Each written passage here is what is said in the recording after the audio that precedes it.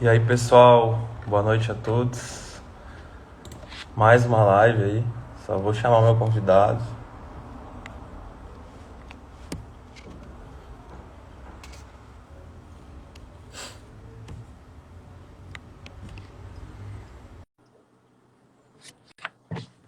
Aguardando o Rodrigo entrar aí. E aí, gurizada? Fala, mestrinho. E aí, Tchê, tá me ouvindo? E aí, beleza? Certo? Tá bom aí o som? Eu tô te escutando bem, tá me escutando?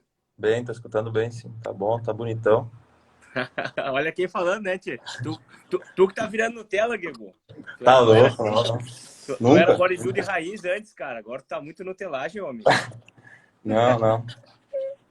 Não, isso é evolução, evolução, evolução. Tô brincando. Então, hoje a gente vai falar aí da relação da educação física com a fisioterapia.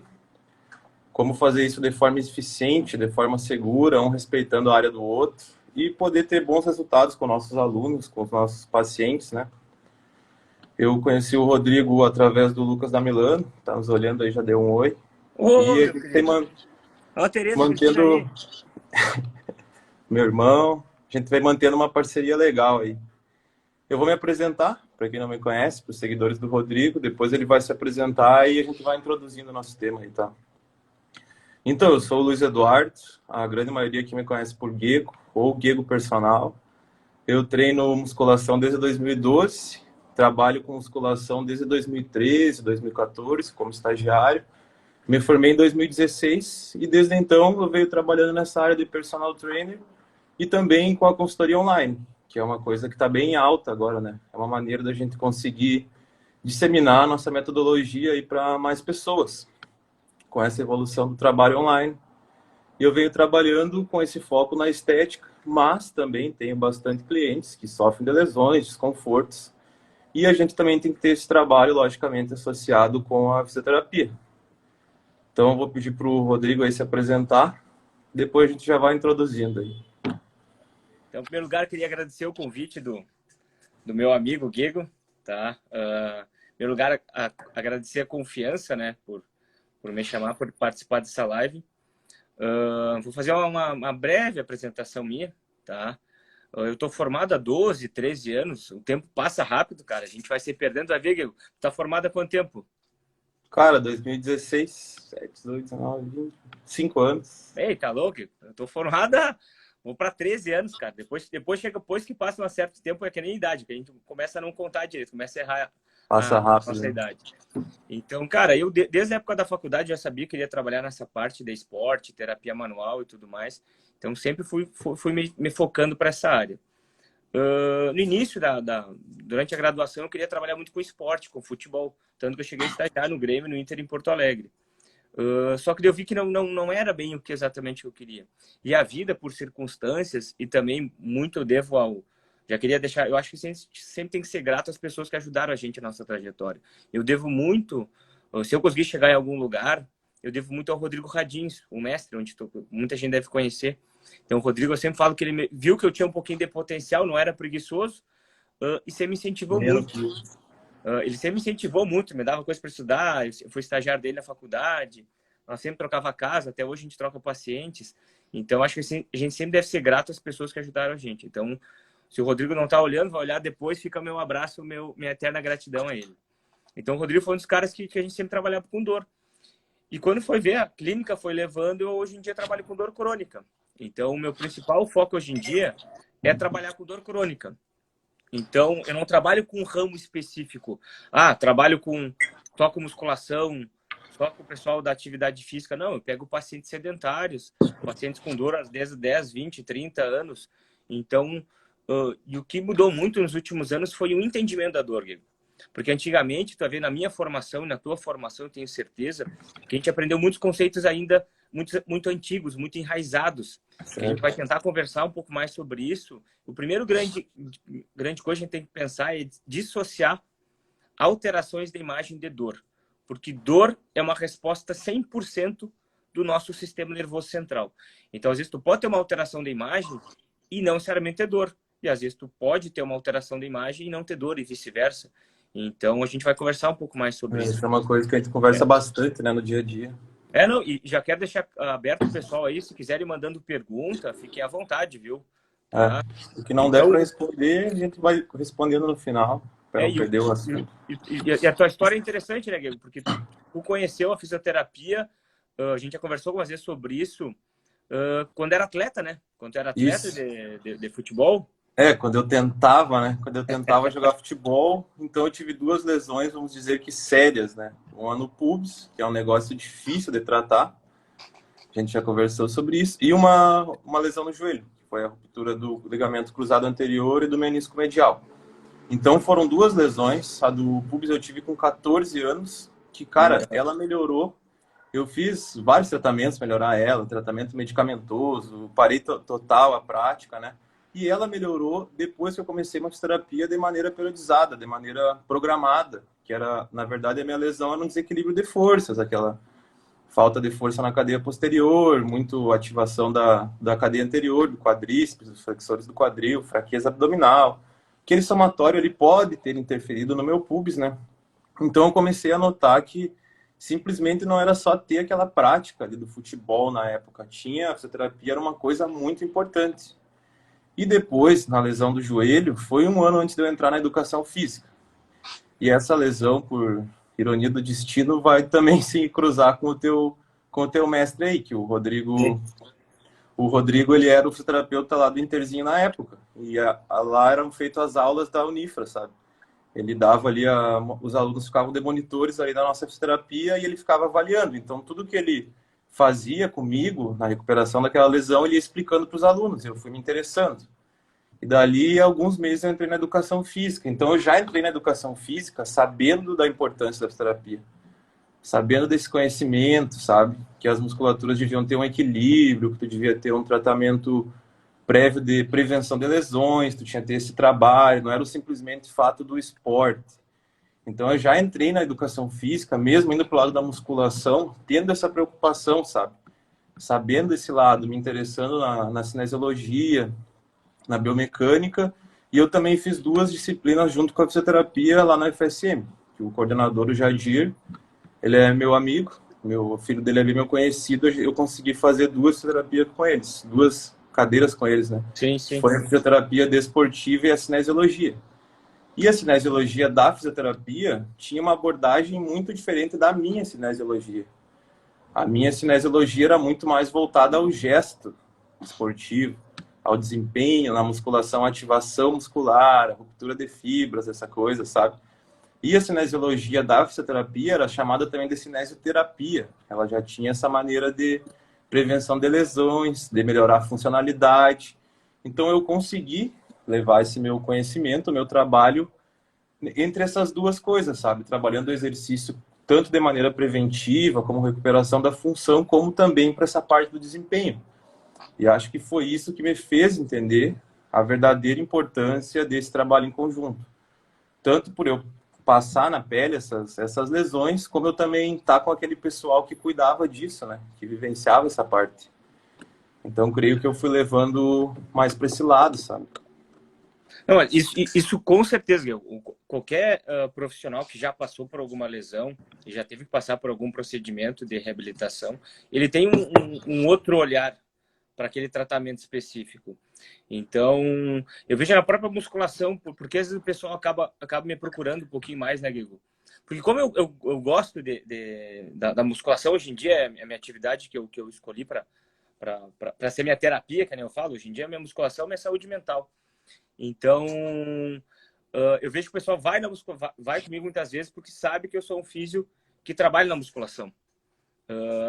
Mas já voltando um pouco naquela lesão que tu falou lá que teve de pubis, Diego, e a gente sempre tem que tentar buscar valorizar um pouquinho mais tanto as nossas profissões, tanto a fisioterapia quanto a educação física, e como é que a gente vai conseguir valorizar um pouco mais o nosso trabalho? Buscando conhecimento, não existe outra forma. E quanto mais a gente conseguir agregar ciência ao nosso trabalho, melhor. Então, por exemplo, quando tu falou daquela lesão lá que tu teve no pubis, a gente sabe que desequilíbrios de força com certeza vão influenciar. Mas hoje em dia tem bons artigos mostrando que tem uma série chamada Exercícios de Copenhagen, quem quiser bota no Google para procurar, que eles ajudam a diminuir até 41% a lesões em adutores, que tem bastante relação com pubis. Então, vou pensar assim, tu pega um paciente que joga futebol e pratica musculação, e ele vem com histórico de lesões em adutores, tu fazer um trabalho específico, alguns exercícios que a gente sabe, que, por exemplo, o protocolo de Copenhague, ele tem comprovação científica que ajuda a reduzir lesões em adutores, em vez do cara ficar só na cadeira adutora, por exemplo, na academia, que não imita nada o gesto esportivo, por exemplo. Então, é interessante a gente tentar buscar a ciência o mais próximo possível da nossa realidade. Tá? Eu vejo que a gente, às vezes, fica muito bitolado com algumas coisas e fica muito no achismo, no empirismo. E quanto mais a gente conseguir buscar conhecimento científico para ancorar as nossas decisões clínicas, melhor. A gente já pode pegar até um gancho, Guigo, e tu perguntar, por exemplo, assim, a gente trocar uma ideia dos maiores medos que o educador físico tem, por exemplo, hernia de disco, escoliose, artrose. Não sei se tu quer falar já dessa parte, perguntar e a gente conversa. Claro. Não, a gente pode entrar. Antes, eu só queria dizer que muitas pessoas vão dizer, mas a teoria mostra uma coisa, esse artigo mostra uma coisa, mas a gente tem que ver que o artigo, essa ciência que a gente traz, ela também vem da prática, que para sair aquele estudo também foi feita uma prática, sabe? Então o pessoal fica diferenciando a ciência da prática, sendo que para ser feita, para vir aquela ciência, essa referência foi feita uma prática, né? Quando é um estudo confiável, Claro. a gente deve se basear não. nisso, sabe? Essa segmentação também é boba, né, cara? Não, é que sabe o problema que eu vejo hoje em dia? Eu acredito que na fisioterapia acontece muito isso, e na educação física deve acontecer isso. O pessoal, como na vida, de forma geral, o pessoal defende bandeiras. Eu estudo tal coisa, isso é melhor que isso. Eu sempre gosto da teoria da caixa de bombom, cara. Vou filosofar um pouco aqui agora. Vamos dizer assim, tu gosta da caixa de bombom Nestlé, tá? E eu da Garoto. Quando tu compra a caixa de Nestlé Garoto, tu gosta de todos os bombons que estão ali dentro? Não. E da Nestlé, tu gosta de todos? E por que eu não posso formar uma terceira caixa e pegar o que eu gosto dessa caixa e pegar essa outra caixa e formar a minha opinião sobre isso? Então eu vejo que o pessoal defende muitas bandeiras. Desculpa, eu podia ter falado de alimentação mais saudável, mano, mas sabe que o meu fraco é doce. Então eu vejo assim, não é que a ciência ela é soberana. Com certeza, ela tem que ser um dos pilares nossos na nossa clínica. Então, tudo que for possível tu abordar com ciência, isso vai te dar segurança na tua prática clínica, para não ter problemas depois com o teu cliente, na própria evolução. Então, a gente tem que tentar buscar o mais próximo. Tem muita coisa que não tem artigo, os artigos são inconclusivos, então a gente tem que tentar buscar o que tem mais próximo da evidência, mas não necessariamente vai ser possível. Aí vai entrar a expertise do profissional, o conhecimento fisiológico, o conhecimento mecânico, que isso tudo é importante, né? Vocês querem seguir falando alguma coisa aí? Eu me empolgo falando e vai. A gente vai embalando, mas o negócio é assim mesmo, é uma conversa, né? Então, antes de entrar nessa parte de lesões mais específicas, eu acho que seria legal a gente falar esse que é o ponto, creio que um dos pontos principais da nossa live, qual que é o momento do educador físico recorrer ao fisioterapeuta e qual que é o momento do fisioterapeuta recorrer ao educador físico. Deixa que eu comece a falar, então. Para mim, a parte é mais fácil, Diego.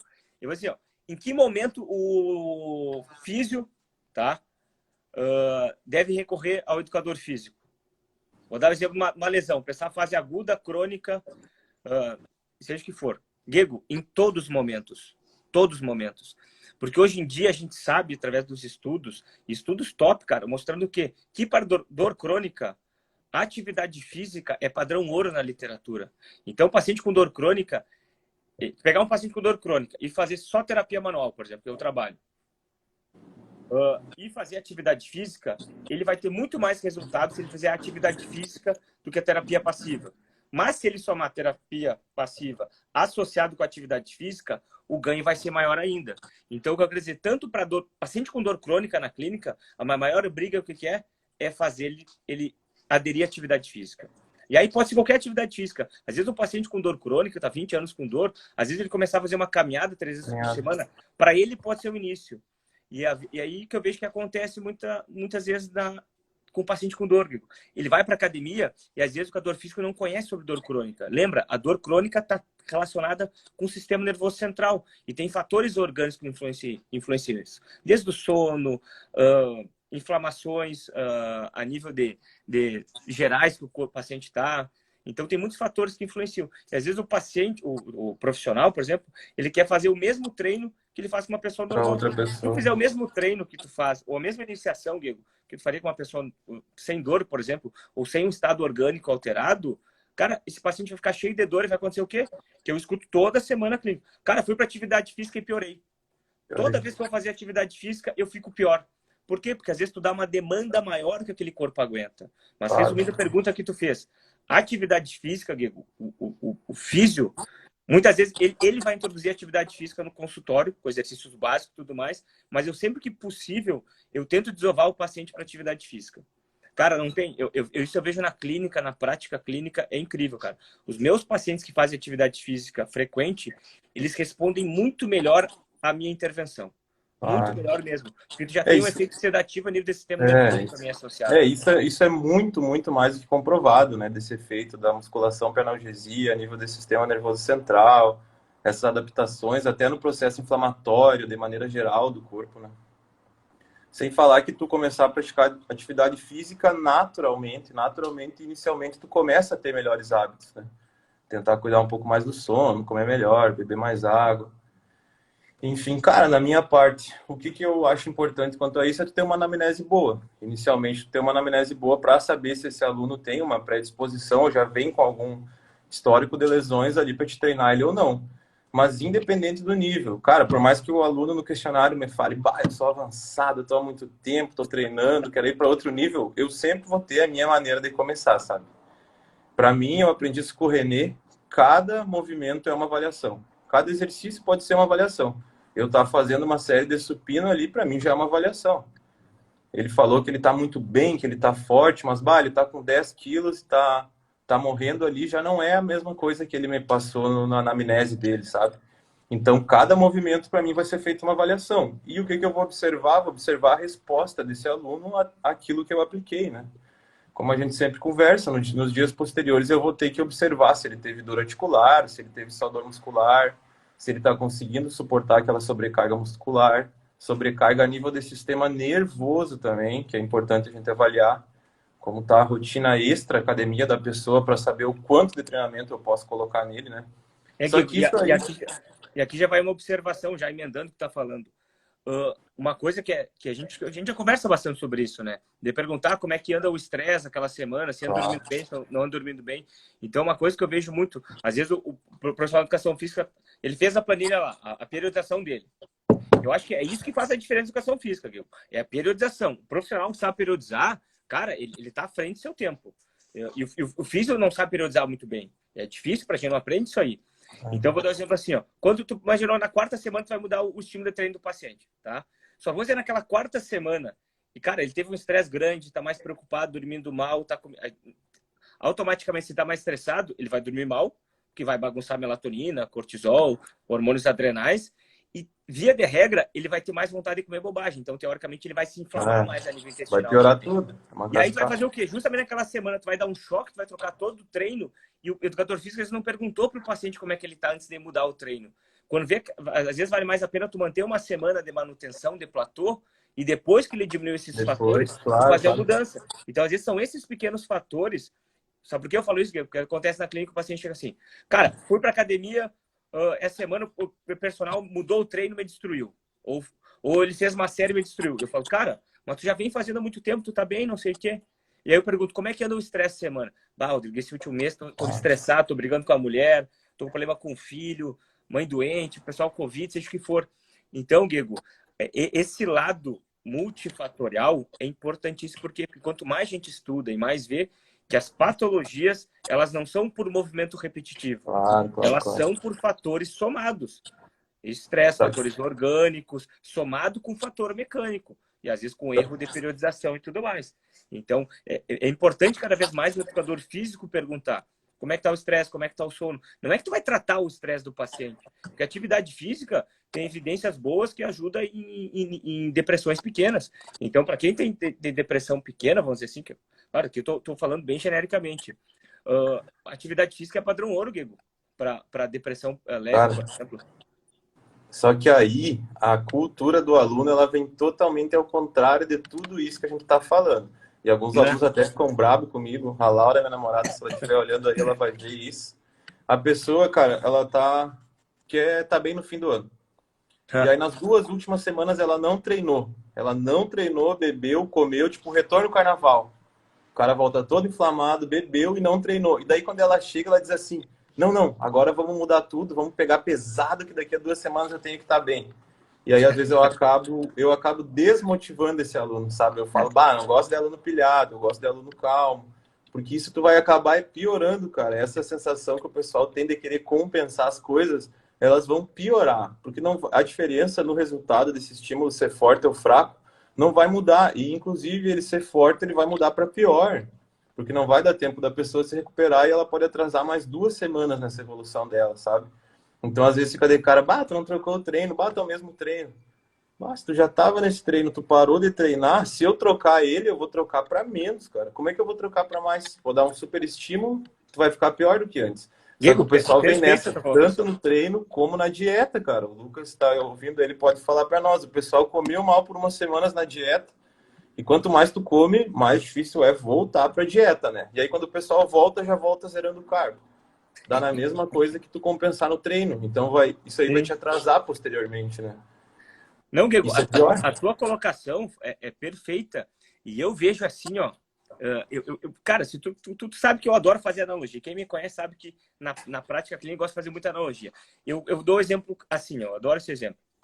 Vamos pensar assim, ó. Um educador físico, vamos pensar um exército, tá? Não leve para o lado pejorativo que eu vou falar. Isso é só uma analogia, por favor, ó. Mas pensar assim na área da saúde. A gente tem o médico, a gente vamos dizer assim, vamos pensar só reduzir a área de saúde, tá? A gente tem o médico, vamos pensar o exército, tá? O médico é aquele, o comandante, o rei que tá lá em cima da montanha, tá? Então ele tá dando ordem lá. O físio e o nutricionista é o arqueiro, entendeu? Tu tá de longe atirando. Já o educador físico, Diego, vocês, para mim, tem um trabalho mais difícil de todos, sabe por quê? Vocês estão na linha de frente. Vocês estão no dia a dia com o paciente. E vocês têm justamente que ficar controlando a ânsia de todos nós, eu me incluo nisso, porque nós somos acostumados a querer o quê? Resultado rápido para tudo, Diego. O paciente tem 10 anos de dor crônica. Ele quer em uma semana, um mês, ficar sem dor. Mas ele ficou 10 anos com dor crônica. Tu imagina o quanto não está alterado o sistema nervoso, Claro, o claro. campo, hipotálamo, córtex pré-frontal. Então, tá tudo bagunçado, sem falar organicamente. E aí tu imagina, para vocês, por isso que eu tiro o chapéu, porque vocês têm que ficar controlando a ânsia do paciente. E aí eu entendo porque é difícil também fazer esse tipo de questionamento. Como é que entra a parte orgânica? Aí tu imagina o paciente tá pilhado, vem estressado, ele quer jogar toda a raiva na atividade física. E é justamente nessa semana que tu tem que fazer um platô, ou às vezes até reduzir um pouco a carga dele. Porque aí tu faz o quê? Às vezes ele treina contigo, aí depois ele vai fazer aeróbico correr na rua, seja que for, aí depois vai fazer um outro treino, jogar futebol. Aí Como é já que vai é periodizar momento. isso? E aí, entendeu? Então, por isso que eu dou exemplo. Cara, vocês estão na linha de frente e a maior dificuldade que vocês têm é que nós, como seres humanos, nós, como seres humanos, a gente quer tudo resultado rápido, Guico. Tudo a gente quer resultado rápido. Então, claro que quando o paciente vai orientado para mim, para atividade física, eu falo, cara, esse paciente vai mais devagar, começa na manhã. Eu explico para o paciente. Então, ele já vai esperando um pouco mais. Então, a mesma coisa, o paciente tem uma lesão, ele vai voltar a ter a atividade física que voltava antes. Só que às vezes vai ter etapas para isso. Mas vocês, no dia a dia, Guigo, vocês têm uma luta diária. Porque quanto mais eu conseguir explicar isso, que esses fatores, que as lesões são multifatoriais, e a gente está fazendo isso para justamente preservar ele, para ele não ter chance de ter uma lesão maior e ficar mais tempo parado, é que eu falo para o paciente, cara, se tu seguir dando pau desse jeito, a chance de tu criar uma lesão, vou dar um exemplo assim, que o cara tá correndo todos os dias, tá fazendo atividade física, tá? E ele não periodizou nada, tá correndo por conta. Tá, ele começa com uma dorzinha. Se ele não cuidar, cara, ele vai ter um edema ósseo. E sabe o problema do edema ósseo, Diego? É 4 a 6 meses para recuperar. Aí, às vezes, o cara periodizar, buscar uma ajuda, fazer um trabalho top, ele vai enlouquecido porque quer um resultado rápido, e aí cria uma lesão que poderia ser evitada se tivesse sido periodizado isso aí, e aí ele fica 4, 6 meses sem poder correr. Cara, mas é tudo por quê? Por causa da ânsia que a gente tem que ter resultado rápido. Esse lance, ele é complicado, né? Porque, tipo, hoje em dia, a gente como educador físico, tu sempre tem que estar estimulando a pessoa a fazer o exercício, sabe? mas às vezes até um familiar ou um amigo te pergunta uma coisa, ele já quer, bah, eu quero entrar rachando, eu quero treinar contigo, eu vou treinar com meu aluno, com meu amigo. E aí às vezes tu acaba desacelerando essa pessoa, só que não é na questão de desmotivar ou Não, dizer que não. ela é inferior ao companheiro dela, é na questão que tu tá prezando pela saúde dela, sabe? É Claro, difícil o pessoal entender, mas ao pouco o pessoal entendendo, infelizmente às vezes o pessoal pode aprender da maneira pior, né? Que é se machucando, tendo alguma alteração ou tendo um nível de fadiga ali do sistema nervoso central muito alto também, né? Que eu noto que acontece bastante, cara, aluno que começa, não fazia nada e já quer começar ali, ó, com desculpa, muita então, atividade. tem uma paciente que tá ali, ó, que ela botou a carinha ali, porque foi isso aí, ó. Ela justamente abusou. E agora nós estamos tendo que segurar um pouquinho a atividade física, mas vai ficar boa, não te preocupa, viu? Mas é justamente isso, às vezes na ânsia, e esse é o problema da nossa sociedade, a gente quer resultado rápido para tudo, Gui. Ah, Tu nós quer também, nós também. porque eu me incluo nisso, e todos Claro. nós, em certas coisas da vida. Eu na musculação já fui muito mais pilhado, enlouquecido. Hoje em dia eu tenho a musculação como saúde mental. Então, se eu percebo que eu estou um pouquinho fadigado, cara, eu pego mais leve aquela semana. Se eu estou mais estressado, se eu comer mais bobagem, vou pegar um pouco mais leve. Mas, cara, eu volto a frisar, Guigo, o educador físico, o profissional de educação física, ele tem a faca e o queijo na mão. Vocês têm um mercado, Diego, que só vai aumentar cada vez mais, porque a população vai envelhecendo. E todos os estudos sobre qualquer patologia, sobre hernia de disco, sobre artrose, sobre tendinite, cara, sobre o que tu quiser, a atividade física é padrão ouro para quase todos, tá? E dependendo da fase, vai ser padrão ouro o tempo inteiro. Então, cara, o profissional que entender isso e começar a estudar um pouquinho mais sobre dor, e buscar também esse público, porque às vezes eu vejo que o pessoal da musculação fica só preocupado com o jovem. O jovem, muitas vezes, Diego, tu faz uma periodização meia Não é o boca, público, né? Com o tempo tu vai aprendendo isso. e tu tem que imaginar que um paciente, pensar um paciente diabético, sei lá, que usa metformina ou que é insulina independente, ele vai ter que usar para sempre, provavelmente, né? Dependendo do tipo de diabetes dele. O paciente com dor crônica, quando a dor é do sistema nervoso, um sistema que a gente fala como se a caixa preta estivesse derretido, ele é um paciente que precisa de atividade física sempre, é como se fosse o remédio dele. Então, o educador físico vai ter um nicho de mercado que cada vez vai crescer mais. Eu falo Cara, assim, ó, isso. pode Pode falar. falar, pode falar. Não, pode ficar à vontade. Porque a pandemia nos mostrou isso aí também, que o pessoal, essa época aí que parou, lá no outro ano, 3 semanas, e agora 3 semanas, o pessoal mandava mensagem, bah, eu tenho que voltar, voltei a sentir dor. Ou o maior relato foi esse, bah, eu tenho que voltar para academia, eu tô muito ansioso, o meu sono bagunçou, a dieta foi pro ralo, sabe? Então a gente sabe que a musculação, a atividade física, enfim, vai trazer esses benefícios aí muito, muito, cara, a nível de ansiedade, no controle da tua rotina também. Enquanto tu começa a controlar a tua rotina, a gente sabe que tudo muda, né? Tu tem o teu horário da tua atividade, do teu trabalho, da tua alimentação. Aí às vezes acontece que tu troca o horário do teu treino por outra coisa, já acaba bagunçando tudo. Ou a pessoa não tem necessidade de se alimentar melhor quando não tá treinando. O pessoal é bastante dependente do exercício, cara. Isso é bom, para minha área, lógico que é muito bom. E realmente, como tu falou, os alunos fiéis, que estão há bastante tempo, é lógico que todo mundo, cara, quase 100% das pessoas quer melhorar a estética, né?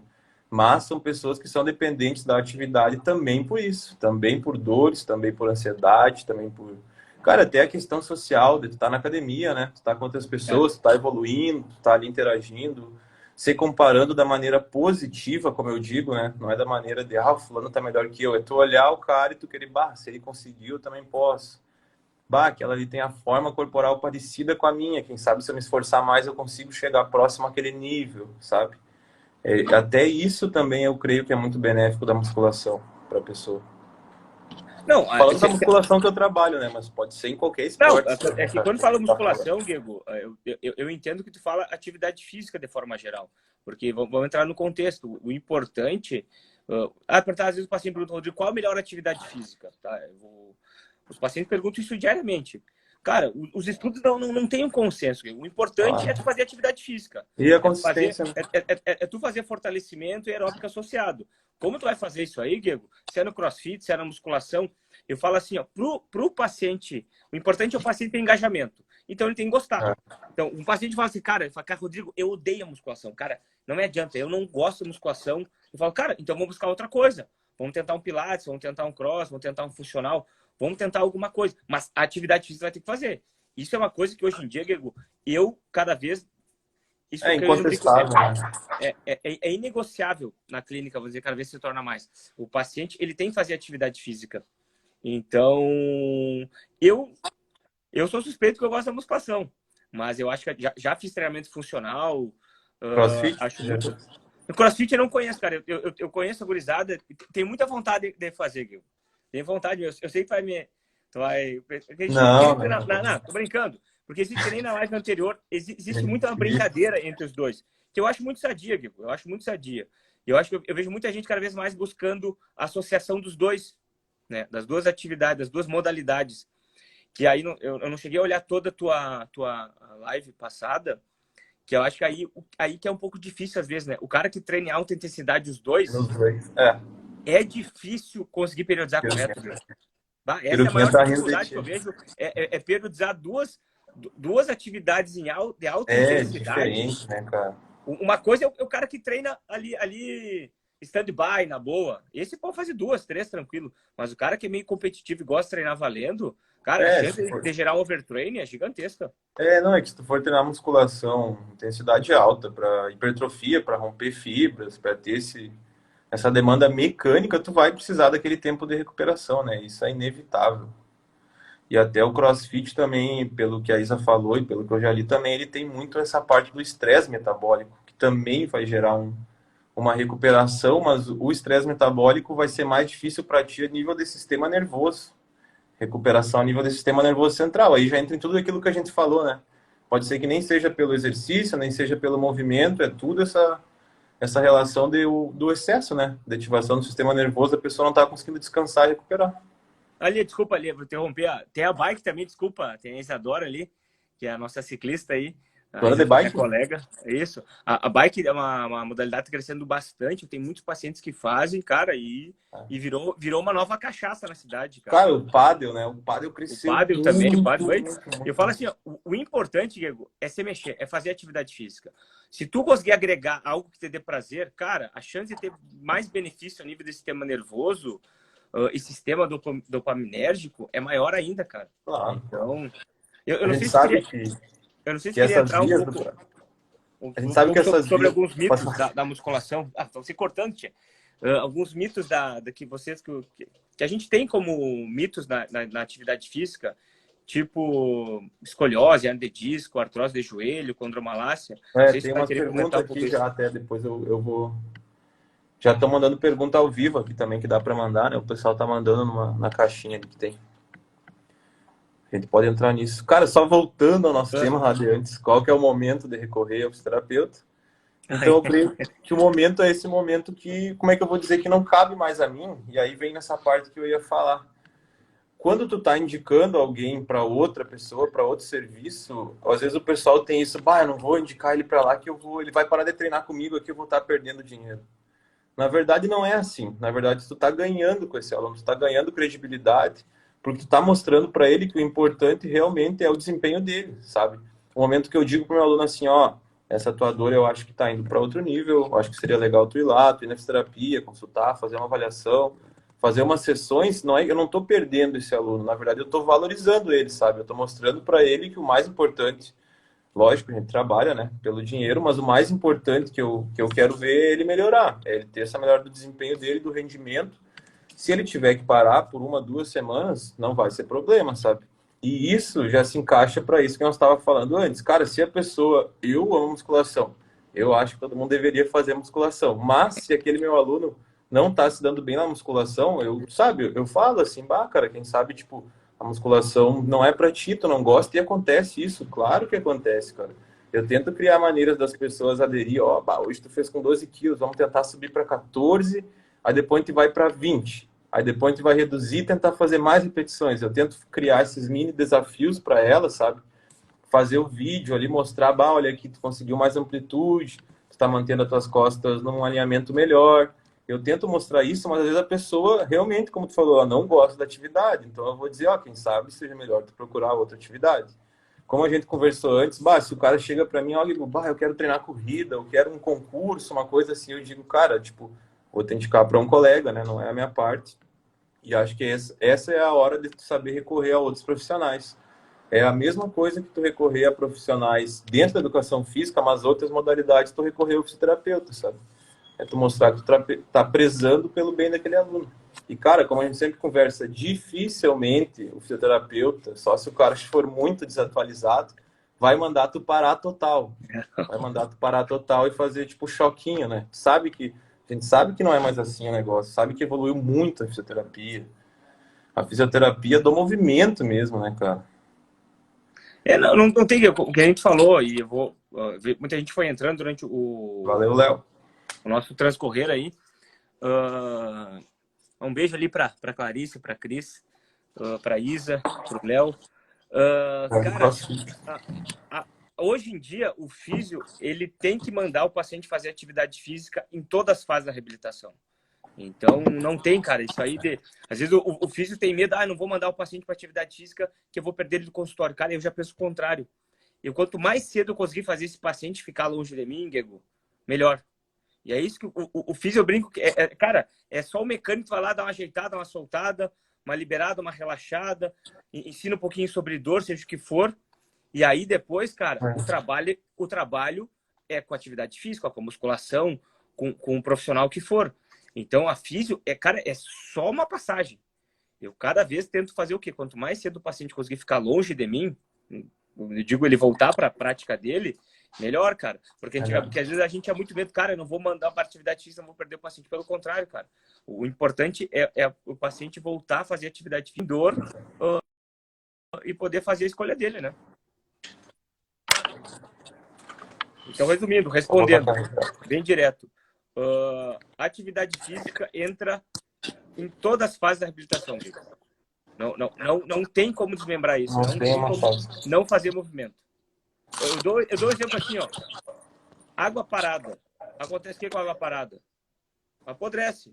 Deixa uma dobradiça parada. Vai enferrujar. O corpo humano é a mesma coisa. Essa pandemia mostrou. Os meus pacientes de mais idade, Diego, que vinham fazendo atividade física e pararam por causa que a academia fechou, porque era um grupo de risco, tiveram... Cara, esses pacientes, quando voltaram, Diego, voltaram todos cheios de dor. Mas por quê? Porque simplesmente pararam de fazer atividade física. Então, minha maior briga é fazer o quê? Fazer eles voltarem a fazer atividade física. Claro que nesse período tem limitações, dificulta, porque academia X, Y, grupo de risco, seja o que for. Isso daí eu até tinha anotado aqui para te perguntar. Se mudou, teve uma mudança no padrão de dor, se teve um aumento com esse estresse do pessoal relacionado à pandemia, né? Isso é uma coisa interessante até para o pessoal entender melhor que o sistema nervoso tem uma ação muito forte no nosso corpo, né?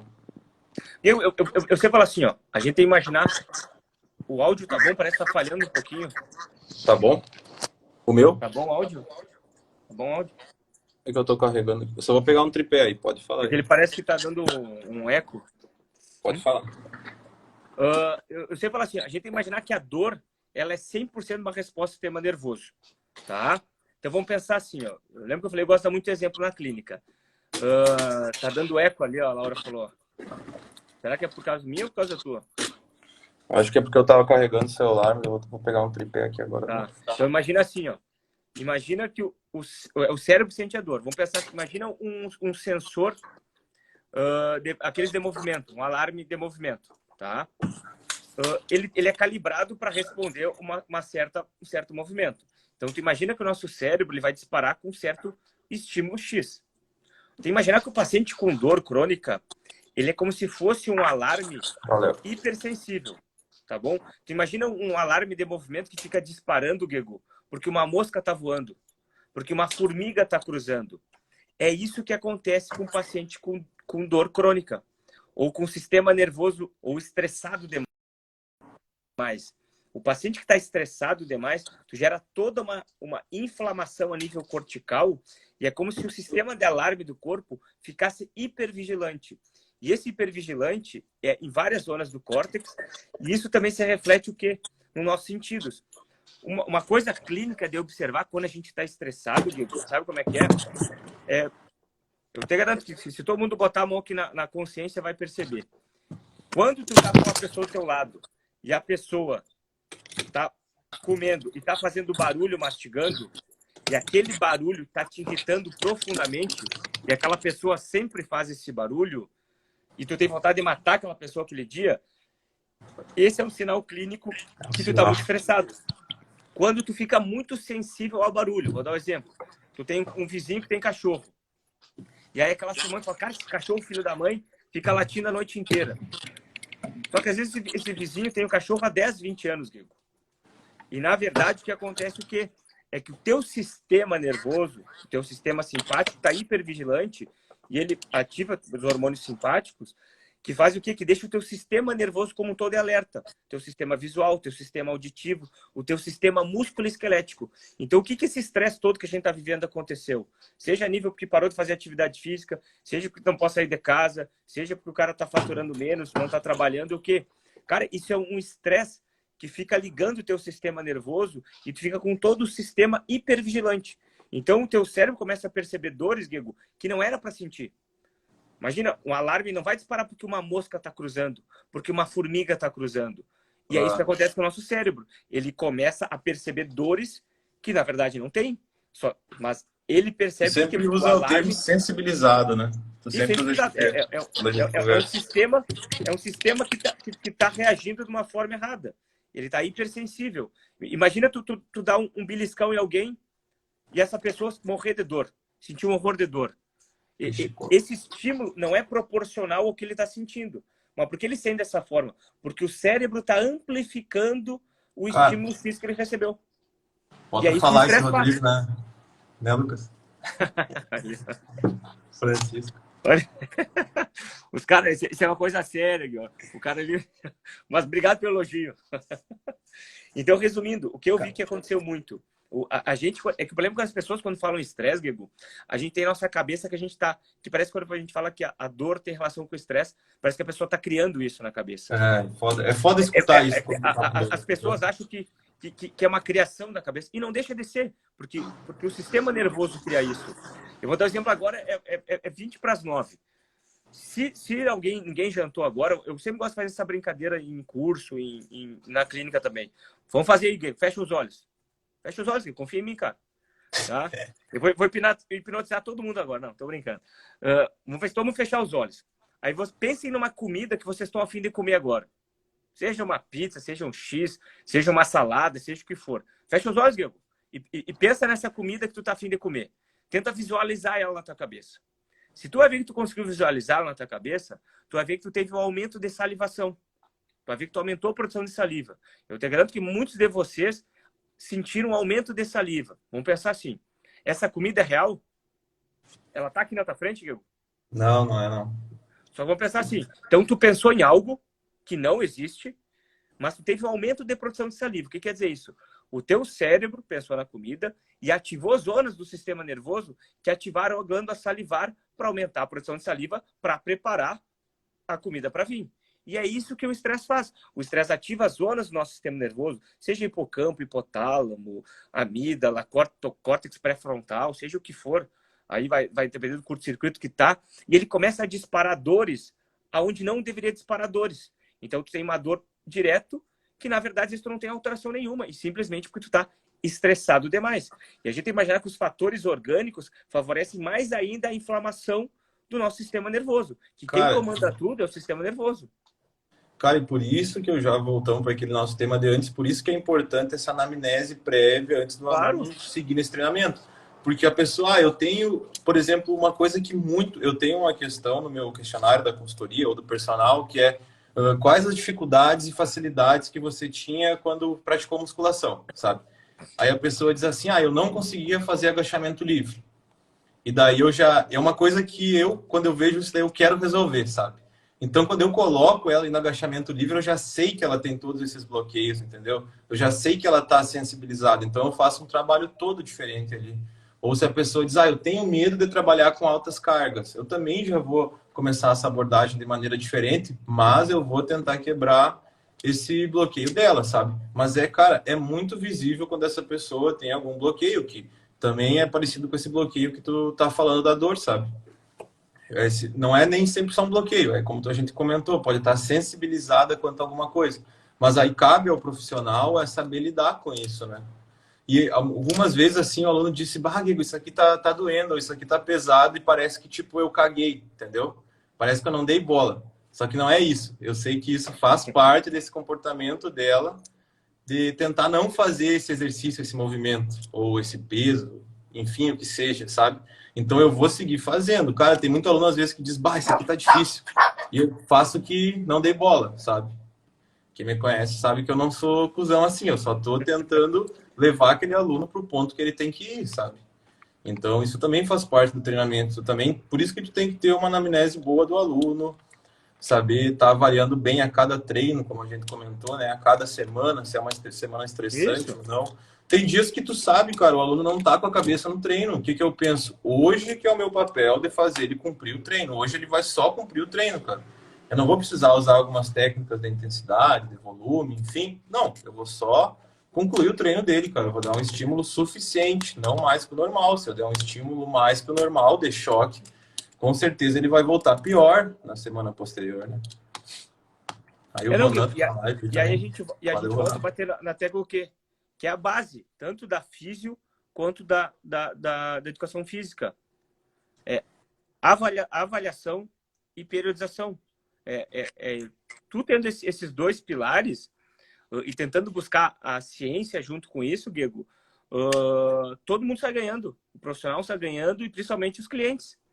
Porque aí tu vai estar com uma prática baseada em evidência, tentando buscar a tua melhor expertise associada e o paciente só tem a ganhar com isso. A única Então, algo que eu gosto de pregar bastante é que a avaliação e a periodização, elas também não precisam ser essas coisas engessadas, sabe? não, cara, A não. avaliação, tipo, como eu falei, todo movimento pode ser uma avaliação. Não adianta eu fazer uma avaliação mirabolante com o cara lá, mas no agachamento ele se movimentar totalmente diferente, sabe? Então, na maneira que eu trabalho, eu gosto de avaliar bem nos movimentos que eu vou usar, sabe? Posso fazer um teste ou outro ali de encurtamento e tal, como tu sabe melhor que eu isso, mas eu vou usar mais os movimentos que eu vou usar, cara. Se o agachamento tem um desviozinho, eu vou tentar corrigir, trazendo para aquele padrão, sabe? Eu não faço nada engessado assim. E a periodização, às vezes o pessoal se apega à periodização somente como porcentagem. Isso eu acho um erro também. Somente como porcentagem de repetição máxima, 80% para 6 a 8, ou sei lá, 70% para 15 a 20. E a periodização também é a progressão, que é o ponto mais importante do treinamento. Não adianta tu fazer um treino periodizado ali sem pensar no aluno fazendo ele, na técnica dele, ou como ele suporta aquele treino, sabe? Então, a periodização também é a progressão do treino. Que é aí que o pessoal, às vezes, eu acho que fica muito matemático nisso, sabe? Da periodização só nos números, período de força, período de resistência, e da avaliação só em alguns testes, sem levar eles tanto para a prática, sabe? E isso daí também, como a gente falou, pode ser feito de forma diária, cara. Nada impede de tu conversar com o aluno e tu vê que tu planejou dar um choque nele, tu vê que ele não tá tão bem, tu reduzir um pouquinho, né? E aí que tu fala, aí que vem a lesão. A lesão vem quando tu faz algo, tu dá uma louca, assim, que nem a minha lesão do peitoral, tu faz algo que tu não tá pronto, Não. e tu vai lá e tenta fazer aquilo na máxima intensidade, entendeu? Aí, A gente sabe que é isso que leva a lesão, a gente sabe que não é no teu treino normal, que tu vem periodizando, que tu vem ajustando, que tu vai te lesionar, cara. É só quando tu faz uma coisa muito diferente, ou tu tá com a rotina muito diferente naquele dia também, sabe? Isso que tem que cuidar, os dias que tu tá mais desconcentrado no treino, então quem sabe, eu não tô dizendo para treinar leve, eu tô dizendo para segurar um pouco e não fazer coisa nova. Mantém o teu treino normal, sabe? Até porque essas adaptações da hipertrofia, do emagrecimento, a gente sabe que é coisa de longo prazo. a longo prazo, sim. Muito mais é importante o somatório da tua semana, do teu mês, quem sabe do teu bimestre, do que tu daquele dia tu estourar. Porque, cara, se tu tem que fazer 4 treinos de perna por mês, tu faz um pesadão, fica com muita dor, na outra semana tu não consegue treinar, virou 3. E a gente sabe muito bem que para hipertrofia o volume de treino é muito importante. Então, às vezes, o cara vai muito pesado no treino e acaba deixando a desejar no volume, cara. Então, tem que saber equalizar isso, tem que ter um equilíbrio, né? Até pela síntese proteica, a gente já vai mais além, tu tem que estar equilibrada a tua parte da síntese proteica, né? Não adianta tu estar só catabolizando, tu tem que conseguir estar anabolizando a tua célula. Perfeito. Eu acho que, Diego, nós podíamos comentar antes, que está quase terminando, só mandar um beijo para a Leontina, para a Flávia ali, para a Brenda e para o nosso querido treinador ali. Valeu, Adriano. O Adriano também é Então, fisioterapeuta, meu aluno. vamos pensar junto assim, Diego, falando um pouco sobre a que nós tínhamos conversado das patologias que às vezes o educador físico tem medo de trabalhar com elas, né? Nós tínhamos comentado lá no início, a gente acabou nem conversando. Cara, deixa eu só pegar aqui a anotação, que eu tinha anotado algumas curiosidades. Primeiramente, musculação e hérnia de disco. Tá, primeira coisa, a gente tem que imaginar assim, ó. Exame de imagem é uma foto parada do paciente. Então, vou dar um exemplo assim. A gente pegar uma ressonância, tá? Paciente com 60 anos. Se a gente falar no calçadão agora e pegar 100 pessoas com 60 anos e fizer uma ressonância, 88% já vão ter degeneração discal. Tá? 50% já vão ter artrose. Então, desses 100 pessoas, 50% já vão ter artrose. E 38% já vão ter hernia de disco. Hoje em dia a gente sabe, Diego, que 80% a 90% das hernias de disco retrocedem. A hernia de disco, ela só te impede de fazer atividade física na fase aguda, na fase onde está sendo comprimido a raiz nervosa. E existem avaliações para a gente ver o nível de comprometimento que esse paciente tem. Se ele tem comprometimento sensitivo, se ele tem comprometimento motor. Tem alguns casos que são complicados, que aí a gente precisa da ajuda do médico, aí precisa de cirurgia, mas graças a Deus é 10% dos casos, Diego. A grande maioria do paciente que passou a fase aguda, passou a irritação de raiz nervosa, é um paciente, Diego, que tem vida normal, segue a vida. Desde que não tenha comprometimento neural, mesmo com comprometimento de raiz nervosa periférica, ele vai ter que fazer atividade física, porque atividade física vai ajudar. Mas se eu pego um paciente que está na fase, teve hernia de disco, uma crise de disco há 6 meses atrás, e ele está bem, não tem nenhum sintoma mais, cara, ele não tem nenhuma contraindicação para agachar, para fazer nada. Só que o que tem que tomar cuidado com esse paciente? Se ele teve uma crise, ele ficou com medo. Então, ele mal flexiona a coluna muitas vezes, porque ele tem medo de flexionar para se machucar de novo. Que essa coisa de agachar com a coluna reta não precisa, que a coluna foi feita para articular. Às vezes o que acontece é esse paciente está parado, Diego, e aí às vezes o profissional quer começar fazendo ele agachar, sei lá, numa semana, sei lá, 200 agachamentos na semana. Mas ele faz um ano, Diego, que ele só agacha e levanta para almoçar e sentar. Então, às vezes, a gente esquece isso aí. Que o paciente tem medo, o paciente vem muito tempo parado, que tem medo de flexionar a coluna. Então, o que eu vejo, só tem que tomar cuidado com o paciente quando vem de uma histórico assim, é periodizar um pouquinho mais. É ir mais na manha com esse paciente. O primeiro mês é muito mais adaptativo. Então, a hernia de disco não tem contraindicação nenhuma. Pelo contrário, os estudos mostram, vou dar exemplo, tem um estudo bem legal onde avaliaram corredores. Pegaram corredores, pessoas sedentárias, um grupo que corria de 20 a 40 quilômetros por semana e outro grupo corria mais de 50 km por semana. E o que você viu nesse estudo? Que o grupo que corria mais de 50 km por semana, Diego, quando fizeram a avaliação dos exames, eles tinham o disco vertebral mais hidratado do que sedentário. Resumindo, o grupo que pior tinha a qualidade da coluna é o grupo sedentário. Hoje em dia a gente sabe que o impacto faz bem para a coluna. Claro. Ela fortalece a tua coluna. Por que o paciente se estoura? Porque ele não periodiza. Ele está 1 ano, agora começa a esfriar. Aí a pessoa vai ficar 6 meses sem correr, sem fazer nada. Aí começa a esquentar, ele quer estar bem pro verão, começa a fazer o quê? Começa a correr todos os dias. Mas ele ficou 6 meses sem correr. Então não é corrida que vai lesionar ele. Muitas vezes é o erro de periodização, sendo que ele está num período que ele vem inflamado, comendo mal, dormindo mal. Isso sim vai predispor a uma lesão. Outra coisa, já pegando o embalo. Tem outro estudo bem legal onde avaliaram o quê? Corredores, o mesmo esquema, sedentários e corredores que corriam mais de 50 km por semana. E você viu o quê? Nível de artrose a nível de joelho e quadril. E em corredores, Diego, e o N desse estudo era mais de 670 pacientes. Então é muita gente, cara, um N bem grande. O que você viu? Que os pacientes fazendo atividade física, corredores, mais 50 km por semana, tinham em média em torno de 8,9%, 9% artrose, que seria um desgaste de articulação, que é normal também. Mas o que você viu? Que o grupo sedentário, comparado na mesma faixa etária, tinha 18%, Kiko. O que eu quero dizer com isso? O sedentarismo, ele sim é um fator que predispõe à lesão, à artrose, a degeneração discal. Então, o paciente que tem artrose, ele tem que fazer atividade física. O paciente hernia de disco, ele tem que fazer atividade física. Ele ficar sedentário, isso sim vai cronificar ele. Então, não se mexer, ficar com medo do movimento, isso sim vai cronificar o paciente. Tá? Então, a atividade física é fundamental. E na prática, eu já tive 3 alunos com hernia de disco, todos treinando muito bem hoje em dia, muito bem. Bem, isso daí, aquele medo no início, eu lembro até que tu me mandou aquele testezinho, lembra que eu fiz com o meu aluno, até passei, tava tudo no início. Isso, no início ele ainda tinha um pouquinho, né, da sensibilidade, depois foi melhorando, cara. E é um trabalho... Aproveitando, só vai atrapalhar aqui, ó. Um abraço ali pro meu amigo careca e o Douglinhas ali, ó. Douglinhas, meu querido professor lá na Unifra, profissional top. Quem quiser também conteúdo científico, segue o Douglas. O Douglas está sempre postando conteúdo de qualidade. Ele falou ali fenômeno, mas fenômeno é ele é craque também.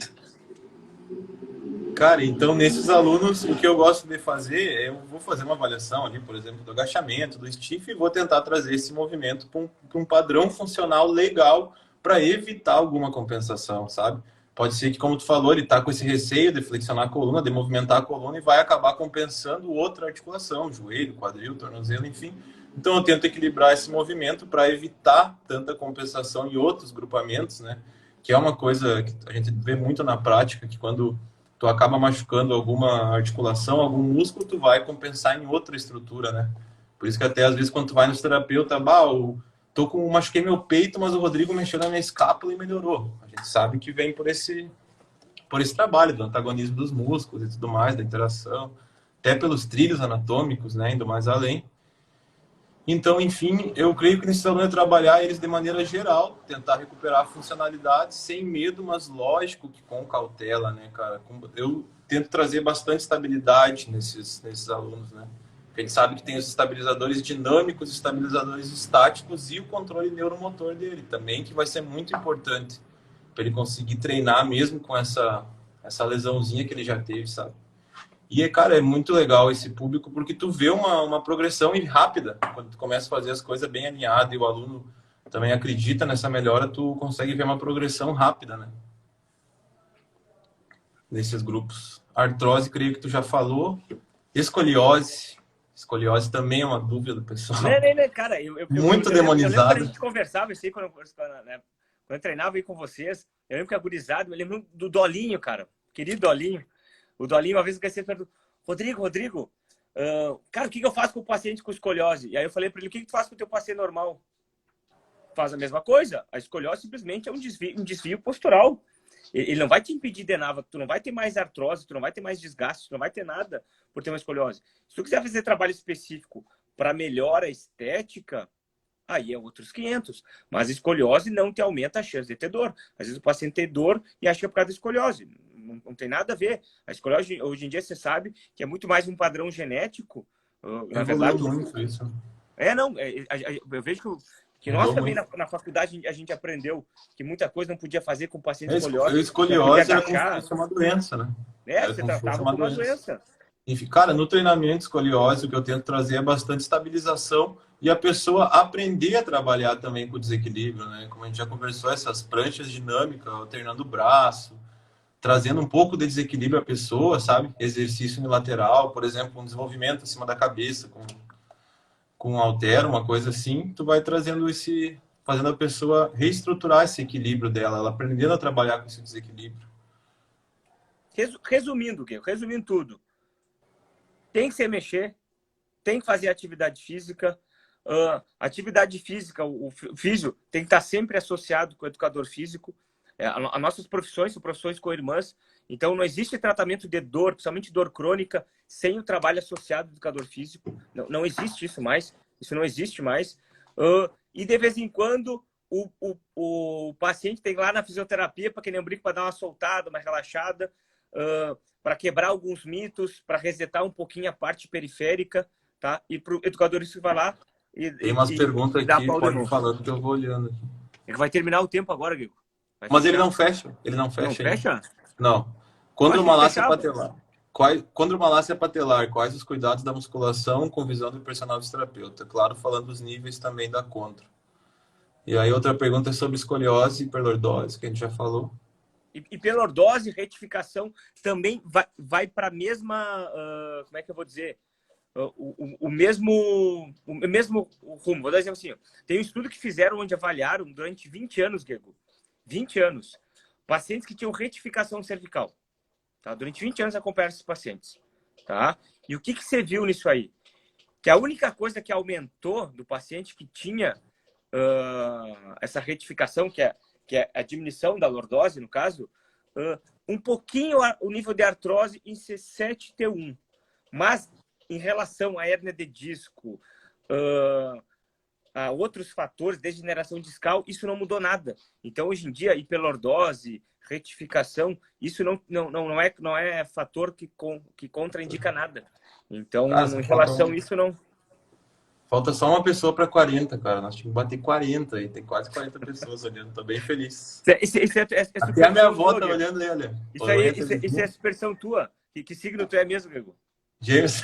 Eu sabia, cara, eu sabia. Até a minha avó tá olhando aí, ó. Doutor, por favor. Perguntou da... Cara, sobre a hiperlordose ali, o Gustavo, ele é treinador também, então pode dar uma olhada na... Se tu quer trazer essa melhora pela parte estética, né, tu pode estudar um pouco da teoria da síndrome cruzada da pelve, né?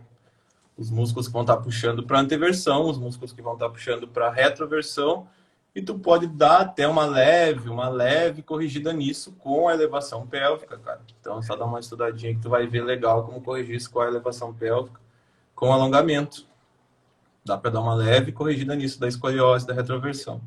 Pela síndrome cruzada da pelve. Se tu quer uma melhora estética, é uma coisa, beleza? Trabalhar a síndrome cruzada, perfeito. Um beijo para as gurias ali, já que isso. 40 aí, ó. Então, é interessante. Se tu quiser melhor estética, mas pensando a nível de dor, cara, isso não aumenta nem diminui a chance de nada. Em relação à condromalácia, vamos pensar como se fosse uma artrose. Pensa como se fosse uma artrose. Nada mais é que o amolecimento da cartilagem. Qual que é a indicação para qualquer artrose? É fazer o quê? Exercício. Atividade física. Só que uma coisa que a gente tem que tomar cuidado, Guigo, que aí vamos pensar assim, quem é que normalmente mais sofre de problema de condromalácia? Muitas vezes o que acontece é em mulheres, tá? Vamos pensar assim, ó. E aí uma coisa que a gente esquece, Guigo, que a gente tem mais de 6 bursas no joelho. E tem períodos do mês que a mulher está mais retida, mais inchada, seja pelo aumento do estrogênio, pelo ciclo menstrual, porque está comendo demais, está retida. E às vezes toda a região vai estar mais inchada, mais sensível. E às vezes isso pode ser um fator que sensibiliza a estrutura também. O problema é que a gente fica muito... ali o Douglas sempre dando show. Imagina, até me perdi o que eu estava falando. Fui ler o que ele escreveu ali. Então a gente fica muito preocupada só com o local e esquece o geral. A única coisa que eu falo, Diego, de qualquer patologia ortopédica, o segredo o que é? É periodização e começar aos poucos. E a gente sempre tem que observar o outro dia, o dia seguinte. E na tentativa, então, né? Que a gente conversa sempre. E na tentativa bastante. Valeu, Layara. Não, ali, o que o Douglas falou é verdade, cara. O problema é que às vezes você dá muito diagnóstico errado. Eu vou dar exemplo assim, ó. Cara, fibromialgia. Talvez fibromialgia seja um dos diagnósticos mais colocados. Quando não tem o que dizer, né? Porque às vezes não sabe o que falar e acaba falando com o paciente de fibromialgia. Porque o paciente tem que ter uma resposta. Então, na verdade, eu vejo que às vezes o educador físico tem muito medo. E eu tive muito medo. Eu falo, e eu não tenho vergonha de falar isso. A gente está aqui para todo mundo crescer junto. E acho que esse é o objetivo, né, Guilherme? Ninguém é dono da verdade. Eu não sou dono da verdade. O Douglas não é. O Radins não é dono da verdade. Mas aqui está todo mundo tentando crescer junto. E quanto mais a gente se abraçar educação física, fisioterapia, mais todos nós vamos crescer junto e os pacientes vão ganhar com isso. Mas pensando assim, ó, eu já mandei meus pacientes não flexionarem a coluna, cara.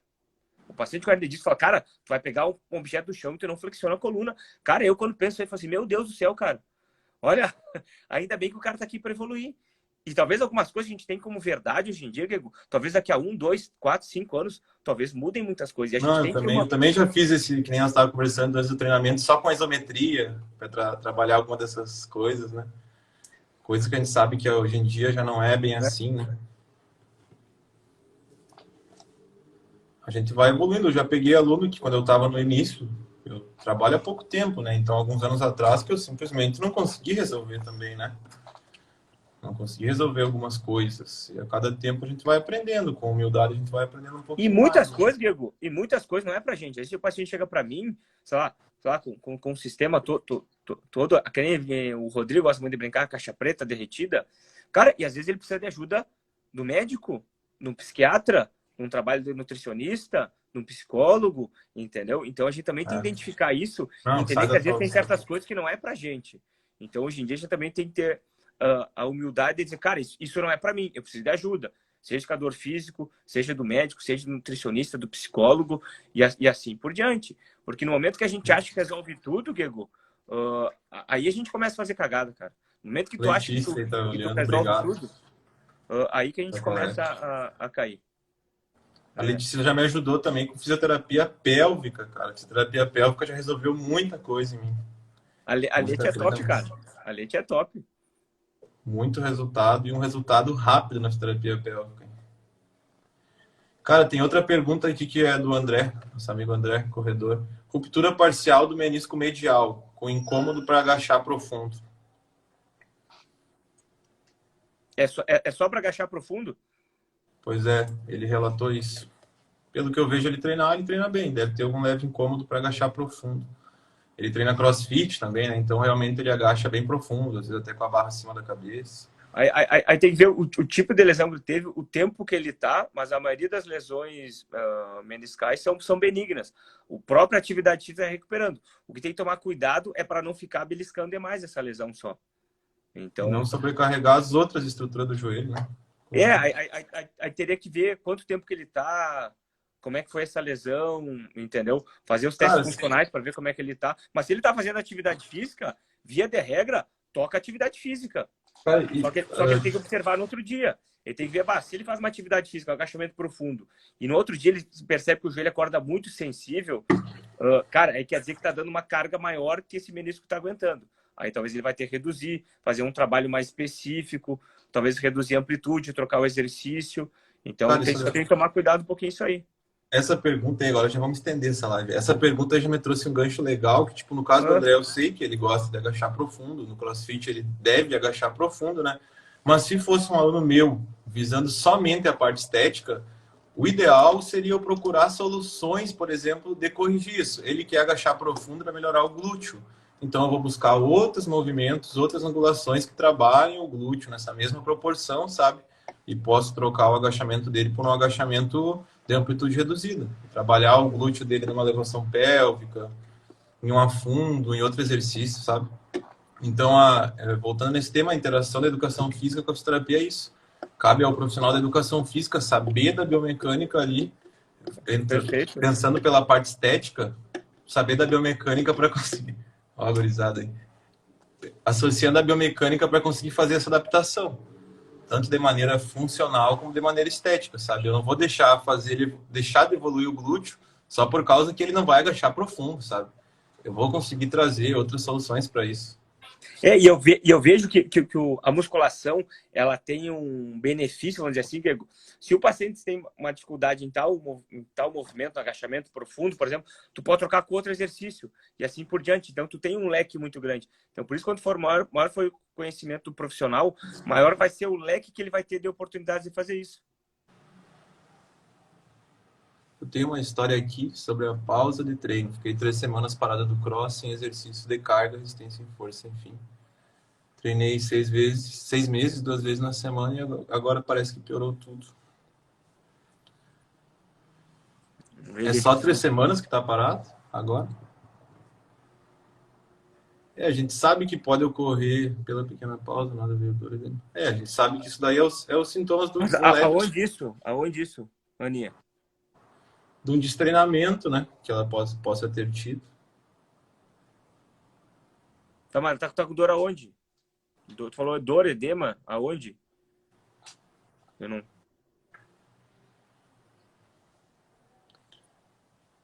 Sim, Vamos fazer uma teleconsulta agora. Que parte do Cara, se corpo? fosse na musculação, quebrando a pergunta, tu já responde. Se fosse na musculação, pela parte estética, a pessoa às vezes se sente murcha e até parece percentual de gordura mais alto e que ela perde aquele pump, né? Ela perde aquele sangue que o treino leva para a musculatura. Às vezes ela nem piorou, ela nem perdeu massa muscular, não perdeu as fibras musculares dela de verdade, só que ela perdeu aquele pump, aquela hidratação da musculatura e parece que ela tá mais murcha e às vezes até com mais gordura. Não, ali, a Aninha falou ali agora, assim, ó, dor no quadril direito. Só que ela falou que sentiu no pádel. Aí que tá. No Então, pedal, essa história... No pedal? no pedal. Ah, no pedal, tá ali. Engordei, tipo, tudo piorou. Então, a gente vai pensar muito mais, talvez, em fatores orgânicos influenciando isso. Talvez estresse, outros fatores, tem que ver como é que anda teu estresse, como é que anda teu sono. Tem que fazer... Agora, tá. E tem que voltar aos pouquinhos, Aninha. Mas parar não dá para parar. Só tem que adaptar. É o que a gente falou lá no início da live, né? Sempre fazer essa progressão, essa periodização, voltar aos pouquinhos. O engordar também vai piorar esse sistema, né? Pelo processo inflamatório. Trazer de volta à rotina, né, cara? Sabe o problema da dor, Diego, de forma geral? A gente sempre vai buscar uma explicação mecânica. E às vezes ela vai ter. Mas em muitos casos eles não vai ter, Diego. Às vezes é por fatores orgânicos. E às vezes aquela volta sem a periodização só foi o gatilho, só foi o fósforo que tocou. Mas o ambiente já estava todo pronto para estourar. Então, às vezes, aquela ânsia de querer correr atrás, tempo perdido, um sistema bagunçado, isso acaba sensibilizando o sistema nervoso. A Jaque mesmo ali falou, ó, sensibilizou, talvez tenha sensibilizado o sistema dela, não sei. Aí que entra a avaliação para a gente ter certeza disso. É que a gente, às vezes, quando a gente fala sensibilizou, a pessoa ela fica de cara, porque, é como tu falou, parece que tá criando aquilo, né? Mas é a soma de muitas coisas. E tu sabe, não vai ter exatamente como tu saber o que trouxe esse momento, né, de dor. Tu não vai ter uma receita de bolo, né, cara, padronizada para isso. E aí que tá, Diego, e não é feio da nossa parte. Eu anos atrás, tinha vergonha de falar, cara, eu não sei que tu tem dor. Hoje em dia eu falo, cara, eu não sei que tu tem dor. Eu sei que teu sistema está sensibilizado, mas o que causou isso é multifatorial, a gente não consegue ter certeza. A gente tem ideia pelo que a gente estuda. Então, tu pode dizer, pode ser por estresse, por vários fatores. Existem questionários, se tu quiser, para aplicar para o paciente, para ter um valor mais específico, mas o que eu posso te afirmar, a maioria das lesões, quando não traumáticas, são multifatoriais. E se tu questionar fatores de estresse e orgânicos, eles, olha, a grande maioria das vezes vão estar associados. É muito difícil não estar associado. Ela falou do sono ali. A gente sabe que o sono, cara, o sono é muito importante. Daí eu falo por experiência própria comigo, prática. A gente tá sempre conversando sobre isso. Essa época aí, às vezes de pandemia, que o pessoal que trabalha em academia, tipo, eu não tava trabalhando, a diferença para treinar era absurda, cara. É uma diferença absurda. Tu tá podendo dormir mais, descansar mais, comer em casa, né? Quando tu tá na rotina de treino na academia, comendo na academia, dormindo pouco, acordando cedo. Muda muito a resposta do teu corpo. Tudo fica mais lento, né? Vai necessitar de mais dias para descansar, mais tempo para descansar. Essa é a diferença das pessoas. Tem uma vida normal para as pessoas que vivem do esporte, né? Às vezes essas pessoas que vivem do esporte podem descansar muito mais, se dedicar somente a isso. Por isso também que a gente não pode estar se comparando, né? Com pessoas que estão em outro nível de treinamento, vivem disso, ganham, o trabalho deles é isso, né? Por isso que é importante esse processo da gente individualizar, sempre individualizar o trabalho com o aluno. Nas nossas duas áreas, né? Nas duas áreas. Nas duas, Diego, não tem. Não vai ter muita diferença. E aí tu falou uma coisa que eu acho que é um dos grandes problemas atuais nossos. É que como a rede social, a gente segue um horror de pessoas que a gente admira, pensando no esporte, de forma geral, assim, cada um no seu esporte. Aí tu vê aquela pessoa com aquele shape específico, aquele corpo específico. Cara, mas ele vive disso. Ele tem uma rotina extremamente regrada. E às vezes, eu nunca esqueço, não sei se foi o Damlano que postou, não lembro quem postou. Às vezes tu quer resultado 100%, mas tu faz uma alimentação 40%, uma atividade física 60%, um sono de 50%, um descanso de 50%, e tu quer ter resultado de 100%. 100%. Cara, são cálculos que não batem. Então, como é que tu vai ter um resultado 100% se tu não faz para ter o máximo disso aí? Então, mais uma vez, é tudo a longo prazo, né, cara? A gente quer tudo a muito curto prazo, tanto na reabilitação quanto... Vamos pensar uma tendinite, Diego. Uma tendinite. No mínimo vai de 4 semanas a 6 meses, cara. E às vezes o cara quer ficar em uma sessão e ficar bom. Cara, não tem... Chega a dar risada hoje em dia. Cara, então, É o processo da hipertrofia, a mesma coisa, né? Trazendo para minha área. Tu vai começar com leves sinalizações, tu vai ter um aumento de força rápido nas primeiras semanas, vai, mas muito mais de adaptação do sistema nervoso central do que de adaptações musculares, né? Então, às vezes a pessoa inicia ali, ela já fica empolgada, eu sempre falo, não, tudo bem, tá evoluindo legal, mas isso são recém as primeiras adaptações, tu vai levar umas 6, 8 semanas para te começar a ver diferença na composição corporal mesmo, sabe? A reabilitação é parecido com a mudança física, né, cara? É parecido com a mudança da composição corporal. Tu tem que dar o estímulo, esperar, observar, avaliar. Cada dia é um dia, né? Um passo de Não cada tem, vez. Diego. E aí tu falou uma coisa que eu pensar em fator orgânico. Eu sempre gosto desse exemplo, assim, ó. Vamos pensar aqui enxaqueca, tá? Quem é que sofre mais de enxaqueca? Eu gosto de explicar fatores orgânicos através desse exemplo. É homem ou mulher que sofre mais de enxaqueca? Mulher.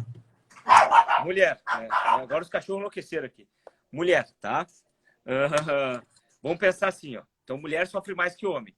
O que as mulheres oscilam muito mais que os homens? Hormônio, parte hormonal. Hormônio. Vamos ver os hormônios, tá? Porque elas têm o ciclo menstrual, alteração de estrogênio, progesterona, essa oscilação, tá? LH, FSH, aquela bagunça toda. Só que uma mulher que é adulta, jovem, que sofre de enxaqueca com 30 anos, eu sempre falo assim, ó, tem a boa notícia. Depois que tu entrar na menopausa, tu já viu alguma pessoa de idade, já viu alguma avó de vocês reclamar que tá com enxaqueca? Alguém já viu uma avó reclamar que tá com enxaqueca? Ela pode reclamar que não tá virando o pescoço, tá? Mas ela dificilmente vai reclamar que tá com enxaqueca. Por quê? Porque depois que tu entra na menopausa, tu começa a ter uma queda hormonal e aí tu para com essa oscilação hormonal.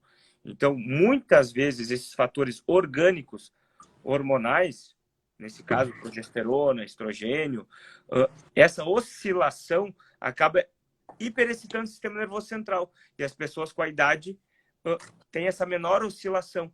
Então, muitas vezes, paciente jovem que tem enxaqueca crônica, às vezes o trabalho vai se fazer atividade física e regular esses hormônios, por exemplo.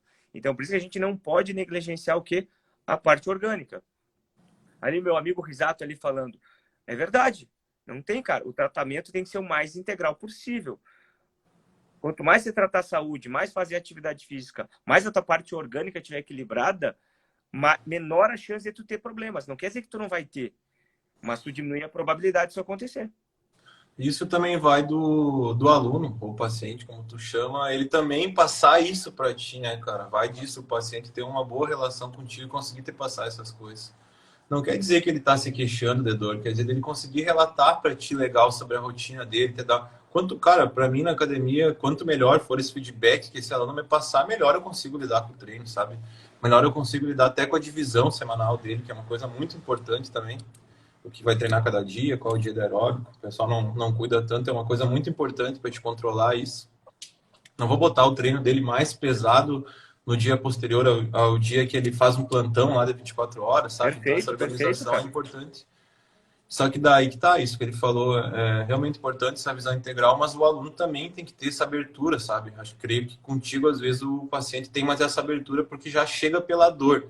E na academia, às vezes, como o aluno chega pelo desempenho e quer parecer melhor, e às vezes quer te impressionar também, né? Acontece isso. Ele, às vezes, acaba não falando tanto esse lance da dor, cara. E, às vezes, do nada, diz assim, vou ter que ver esse meu ombro aqui. Daí tu pergunta, mas o que houve no teu ombro? Eu venho sentindo dor nele há um tempo. E, tipo, nunca falou pra mim, sabe? A gente sabe que acontece muito isso. A pessoa vai deixando, porque ela tem medo de falar e o treinador pegar e começar a reduzir o treino. Daí ele acha que aquilo vai ser ineficiente. Sendo que o ineficiente é ele ter que parar por muito tempo depois por uma lesão, né? E aí eu volto a falar aquele exemplo que eu dei na metade da nossa conversa, Diego. O educador físico é o soldado, a linha de frente de batalha, cara. Vocês estão ali no dia a dia, cara. Tentando identificar isso, tentando convencer o paciente, que às vezes ele precisa falar, porque às vezes ele falou, ele não fala porque não quer parar o treino, porque se ele falar que tá com dor, tu vai reduzir o treino, mas tu não vai reduzir, tu só vai modificar o treino, Diego. Claro, tu vai manter a intensidade, só vai mudar o exercício que tá sentindo desconforto.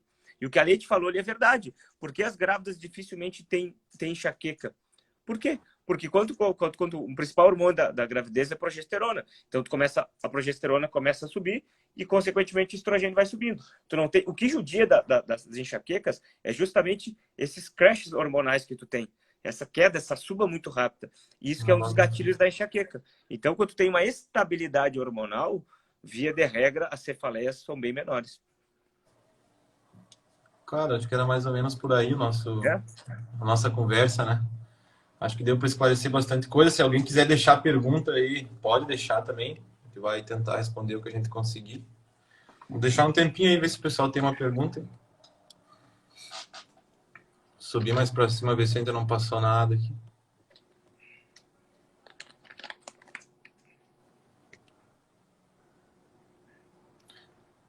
Essa eu quero te perguntar. Qual a lesão mais comum dos praticantes de musculação que te procuram? Existe alguma lesão mais comum? A que mais acontece? Cara, eu até ia procurar no PubMed, mas acabei esquecendo de procurar. Mas então eu vou falar da minha prática clínica, tá? Na minha prática clínica, eu mais tenho visto atualmente é ombro. Ombro? Ombro. Mas o que é mais comum? Ombro, coluna e joelho. É o mais rotineiro. Tipo, tornozelo não é tão comum. Quadril, mais ou menos. Punho não é tão comum. Punho é normalmente mais traumático. Cotovelo, alguns casos. Mas o mais é o ombro, joelho e lombar. Cara, eu acho que ali na academia a dor lombar é o que eu vejo mais predominar, pelo menos meus alunos, mas vou até falar isso já te perguntando. Eu noto que na maioria das vezes essa dor lombar é uma coisa momentânea da mulher, pode ser, logicamente, pode ser até por essas alterações hormonais, que a gente sabe que vai bagunçar com tudo, e também com o controle abdominal. Isso aí quem treina pesado sabe, um dia que tu comeu muito, abusou na dieta, avacalhou mesmo, tipo uma Páscoa, um domingo assim, tu for treinar no outro dia um exercício pesado, tu não consegue ter aquele controle abdominal. E a gente sabe que isso pode ser um agravante para a dor lombar naquele dia, né? Tu não conseguir ter essa estabilidade no abdômen. E essa dor é uma dor que eu noto, até nos meus treinos. Um dia que eu tô mais retido, que eu comi mais, creio que a lombar, ela avisa mais, sabe? Ela fica mais sensível, não consegue ter um controle legal do abdômen quando tu acaba comendo muito. É isso que tu falou, a gente pode pensar tanto por um fator local, por uma irritação gastrointestinal, processo inflamatório ocorrendo, e aí deve dificultar uma ativação local, muscular, vamos pensar assim, mas também por fatores orgânicos e centrais também, né, Guigo? Porque se tu gera um abuso de comida, tu vai gerar um horror de processo inflamatório, retenção, irritação no sistema nervoso, provavelmente tu não dormiu bem aquela noite, porque ficou fazendo a digestão a noite inteira. Tá? Então, acredito que pode ser tanto fatores locais quanto fatores sistêmicos também, né? E aqui eu também tenho ali o meu querido amigo Robson. Quem quiser entender sobre finanças e fazer um merchan agora e quiser saber como gerenciar seu dinheiro, siga o Robson ali, que o Robson está sempre postando conteúdo, falando como gerenciar o seu dinheiro. O que ele fala, a riqueza autêntica, tá? O Robson é fera. Tu não precisa, cara. Tu é aqui, ó. Tá. Até parece, homem. Meu problema é que eu sou mão solta demais. Não, pera aqui, ó. Ali, tem pergunta para ti ali. Tem essa ali aí tem que ser pra ti. sobre epicondilite, tá? Primeira coisa, a epicondilite, o tratamento que você faz hoje em dia é atividade física. Tem que fazer atividade física, não tem. O paciente ficar parado, ele vai cronificar. A chance dele bagunçar esse tendão é maior ainda. Só que o problema é que os pacientes com epicondilite, eles querem resultado a curto prazo. E hoje em dia a gente sabe que uma epicondilite, cara, é de 4 semanas, 6 meses, e em alguns casos até 1 ano, cara. Então não é tão rápido assim para a gente melhorar uma epicondilite. Então tem que fazer atividade física. O que recomenda na fase aguda é não ficar irritando o tendão. Então vou dar um exemplo. Cara, às vezes na fase aguda, o cara joga pádel, ele vai ter que sair um pouco do jogo. Às vezes ele pode trocar uma bola só. O difícil que o paciente joga um pádel, ele fala, cara, nessa fase, primeiros 10 dias, vamos fazer assim, ó. Vamos tirar a partida e vamos só trocar bola. Sem pancada. O difícil é o cara fazer isso aí, porque o cara não se segura. Uma coisa que a gente usa para epicondilite de forma geral é fazer fortalecimento geral, mas também fazer o fortalecimento específico. Hoje em dia não faz tanta diferença se usar isométrico, concêntrico, excêntrico. No fim das contas, não faz tanta diferença. Mas o importante é fazer o fortalecimento. Só que como é que a gente vai mensurar isso? A gente vai se mensurar no dia seguinte. Então, no dia seguinte, se tu der uma demanda X, por exemplo, os extensores lá, tá? Os extensores extensor de cotovelo. fez um exercício. E no outro dia o cara acordou muito sensível, quer dizer que tu deu uma demanda maior do que ele aguentou. Então quer dizer que tu vai ter que reduzir um pouco essa carga nesse tendão. Vamos pensar na musculação também. Vamos dizer que o paciente está com dor para fazer o bíceps, tá? O bíceps, posição supinada. Mas o bíceps na posição pronada. E aí tu vai tentando adaptar sempre o mais confortável possível. Tá? Então, Que vai mudar muito a musculatura, né? Saber tu dar uma... só, às vezes só mudar. Só que o difícil da esportes da explosão é o paciente entender isso. Que ele vai ter que reduzir um pouco essa carga do tendão para deixar esse tendão recuperar, vai ter que fazer exercício e ele vai ter que segurar um pouquinho. E todo mundo quer o resultado a curto prazo, a gente falou, Gui. E sem falar que... E o pádel... Eu não vou falar muito, que eu não conheço muito, mas pelo que eu noto, o pádel, claro que é repetitivo esse movimento, né? E eu acho que às vezes o pessoal acaba jogando muito tempo, cara. Muito tempo direto, às vezes, né? Eu vejo os caras às vezes, jogar 2 horas, 2 horas e meia. Diego, não sei se isso é normal. Diego, não. Eu volto a falar o que eu falei o tempo inteiro.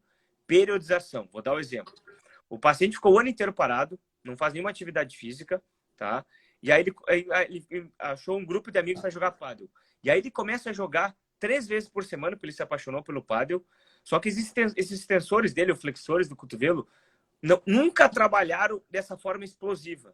E ele começa a fazer uma demanda de 3 horas por semana, exigindo esse tendão, sangrando, às vezes organicamente inflamado. Cara, a chance disso da cacaca é muito grande. Se ele começasse aos poucos, fazendo aulas progressivas, aumentando o tempo aos poucos, a chance dele machucar, com certeza, ia diminuir bastante.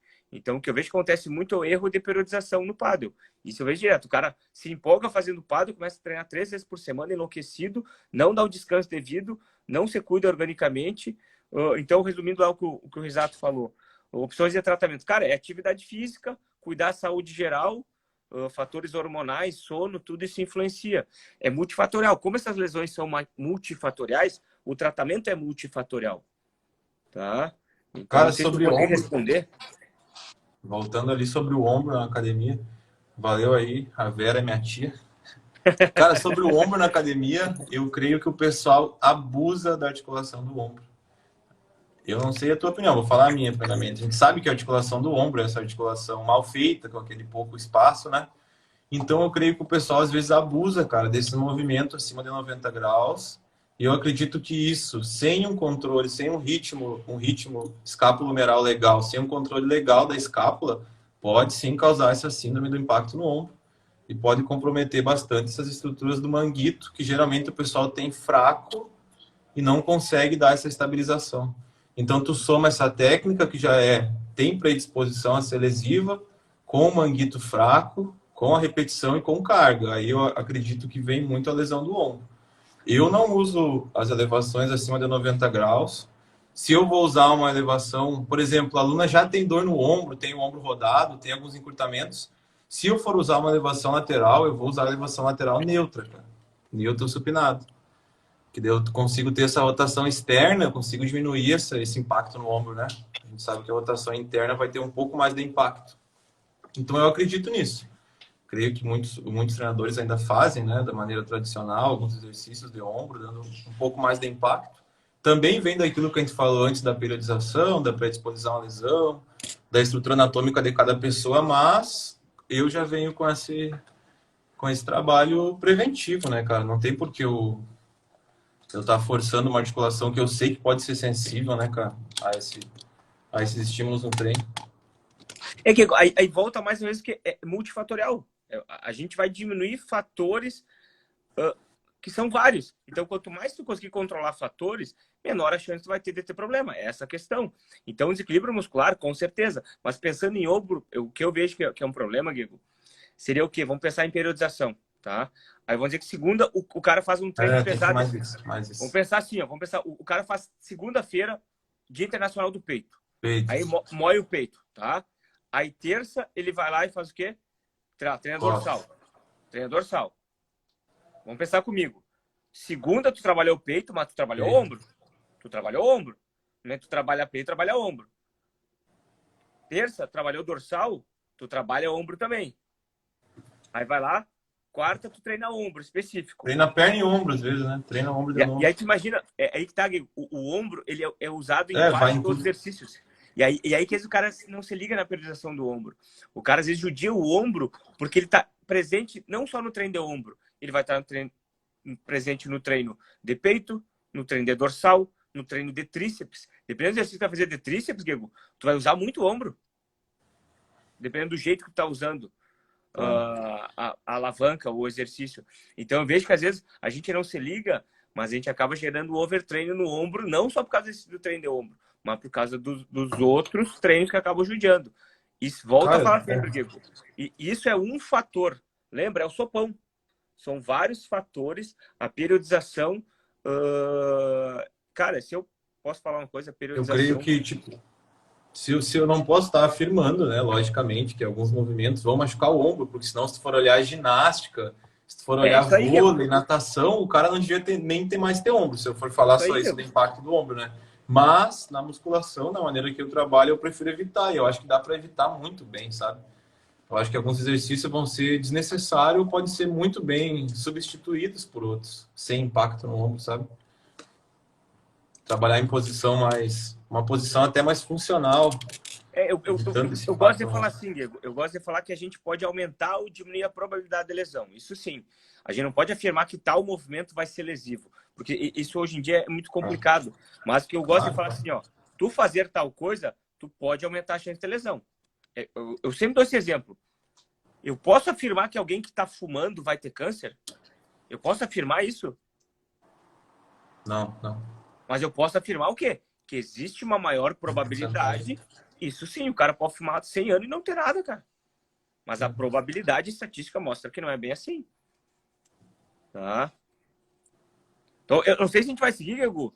O tempo tá seguindo, cara. Eu não sei, velho. Cara, vamos ver se o pessoal vai mandar mais alguma coisa. Eu tô de boa. Tu tá com sono, né? Tá não, eu tô com... Não, fome não, cara. Só tô com fome. Eu tô catabolizando, homem. Tá perdendo massa já. Passou de 3 horas, tá catabolizando. Já era. Você foi toda a massa magra. Vamos ver se o pessoal vai perguntar mais alguma coisa. Acho que senão a gente pode encerrar, né? Tá. Cara, pra mim foi bem proveitoso, como sempre. Aprendi bastante coisa aí contigo.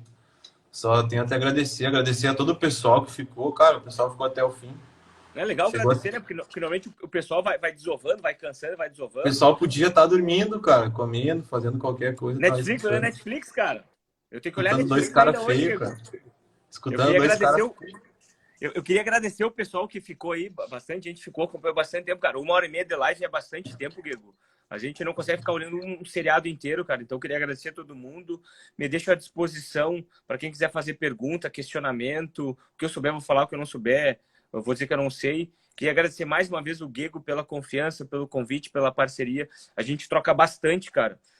E o que eu gosto é isso aí, Guego. A gente tem que ter humildade para saber que a gente não sabe tudo, cara. Pedir ajuda do colega, do colega da profissão e assim por diante. E quanto mais a gente conseguir estreitar a relação entre educação física e fisioterapia, cara, todo mundo vai sair ganhando. O Gustavo falou da remada alta. Cara, eu não uso remada alta, né? Sei que o pessoal usa. Se eu vou usar a remada alta, eu vou ter que usar ela com a pegada bem aberta para me fazer a abdução de ombro na forma segura. Aqui eu não uso, né? Mas é o que o Rodrigo falou. A gente sempre entra nessa discussão aí do movimento ser lesivo ou não. E sempre tem esse final. Então, eu posso